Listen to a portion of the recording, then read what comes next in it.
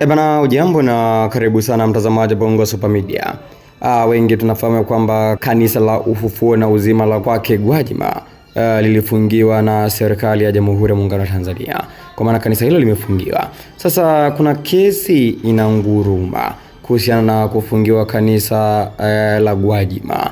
Hii leo maaskofu wengi wamekwenda mahakamani kwa ajili ya sakata hili. Je, sakata hili lipoje? Utakwenda kufahamu kwa kina ndani ya video hii. Cha kufanya ni kubonyeza alama ya kusubscribe ili uwe mtu wa kwanza kupata video mbali kutoka hapa Bongo Super Media. Na bila kupoteza muda, maaskofu zaidi ya 500 wa kanisa la Gwajima wafika mahakamani. Maaskofu na wachungaji wanaohudumu kupitia kanisa la Ufufuo na Uzima linaloongozwa na Askofu Josephat Gwajima wamefika katika Mahakama Kuu Tanzania kanda ya Dodoma kwa ajili ya kufuatilia shauri la kanisa wanalohudumu ambalo lilizuiwa kutoa huduma tangu Juni 2 mwaka 2025. Viongozi hawa wametoka maeneo mbalimbali nchini na wamefika Dodoma ili kujua hatima ya kanisa hilo.